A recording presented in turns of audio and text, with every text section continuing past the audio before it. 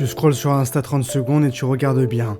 Tout le monde sourit, tout le monde réussit et tout le monde a l'air complètement détendu. Vacances de rêve, boulot passionnant et relations parfaites. Maintenant ferme l'application et regarde-toi. Tu stresses pour tes factures, ton couple bat de l'aile, ton travail te gave. Et tu as l'impression d'être le seul à galérer au milieu d'un monde de winners. Sauf que c'est absolument faux. Tous ces gens, dits comme parfaits, ils pédalent comme des malades sous l'eau, comme des canards, et c'est exactement le nom de ce mécanisme. Le syndrome du canard. Tu sais, ces oiseaux qui glissent sereinement sur l'eau avec une élégance parfaite. Mais regarde-les sous la surface. Leurs pattes battent frénétiquement pour ne pas couler. Et c'est exactement ce qu'on fait tous. On affiche une surface lisse, contrôlée et réussie, pendant qu'en dessous on nage dans la panique pour garder la tête hors de l'eau. Ce terme vient des étudiants de Stanford, université de l'élite mondiale, qui ont découvert que malgré les apparences de réussite parfaite, tout le monde craquait en secret. Ironie ultime, même les meilleurs se sentent nuls. Et pourquoi fait-on ça ?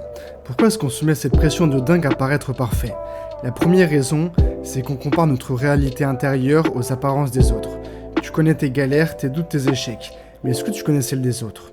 Tu vois que leur façade Instagram. C'est comme comparer tes rushs à leurs highlights. Deuxième raison, avouer qu'on galère, c'est admettre qu'on n'est pas tout sous contrôle. Et c'est ça qui fait flipper. On préfère crever en silence plutôt que de demander de l'aide et passer pour un faible. La troisième raison, c'est la culture de la réussite. On vit dans un monde où échouer c'est honteux. Alors on fait semblant, on ment et on s'épuise à jouer un rôle.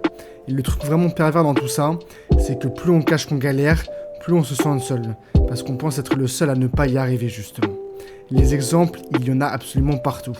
Au travail, tu as sûrement déjà vu ce collègue qui a l'air de tout gérer, mais il dort 4 heures par nuit, il picole pour tenir. Et pourtant, il arrive toujours avec le sourire et sa chemise repassée. Sur les réseaux, c'est la même chose. Cette influenceuse lifestyle qui poste sa routine matinale parfaite. Elle a fait 20 prises pour cette story spontanée. Elle a pleuré juste avant parce qu'elle ne sait plus qui elle est vraiment. Dans tes études, c'est la même chose.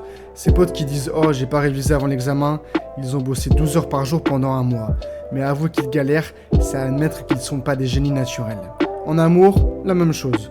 Ce couple parfait sur Facebook qui poste des 6 mois de pur bonheur, ils se sont engueulés toute la semaine, mais ils gardent le sourire pour la photo.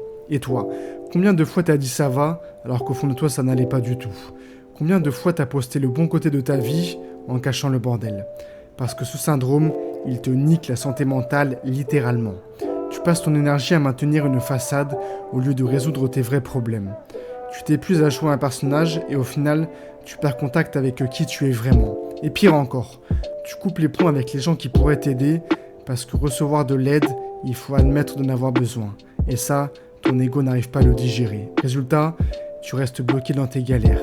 Tu tournes en rond et tu te sens de plus en plus isolé. Pendant ce temps, les autres canards continuent leur balai d'apparence. C'est un cercle vicieux. Plus tu caches que tu galères, plus tu vas galérer, et plus tu vas galérer, et plus tu vas le cacher encore une fois. Mais dis-moi, comment on brise ce cycle de merde ? La première étape, c'est simplement le fait d'arrêter de se comparer. La réalité est carrément différente d'Instagram, et c'est pas un match équitable. Alors compare plutôt ta situation d'aujourd'hui à celle d'hier. Ça, c'est quelque chose d'honnête et de mesurable. La deuxième étape, trouve une personne à qui tu peux dire la vérité. Pas forcément tout, mais simplement un petit bout. Teste-le et tu verras que le ciel ne tombera pas sur ta tête. Troisième étape, normalise l'échec. Quand tu foires, dis-le, ok, j'ai merdé, j'apprends, je recommence. Point. Il n'y a pas de drame, pas d'excuse, il n'y a aucune honte à échouer. La quatrième étape, c'est change ton langage sur les réseaux. Au lieu de dire tout va bien, essaye ça va mais avec des hauts et des bas. C'est déjà plus honnête. Et regarde ce qui se passe. Les gens se rapprochent de toi parce que ton humanité les rassure sur leur propre humanité à eux. Et tu sais ce qui est marrant ?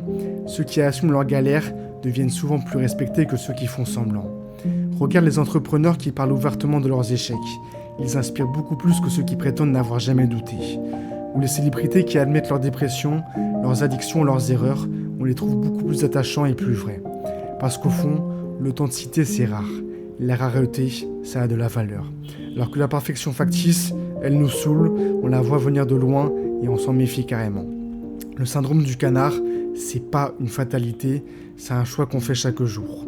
Le choix de montrer sa surface parfaite en crevant en dessous. Ou le choix d'avouer qu'on pédale, comme tout le monde, pour garder la tête hors de l'eau. Et paradoxalement, c'est quand tu arrêtes de te cacher que tu galères, que tu commences vraiment à moins galérer. parce que les autres canards arrêtent leur cirque aussi. Et soudain, vous nagez ensemble au lieu de faire semblant tout seul. Alors la prochaine fois qu'on te demande comment ça va, essaye la vérité, juste pour voir, tu risques d'être surpris. Salut.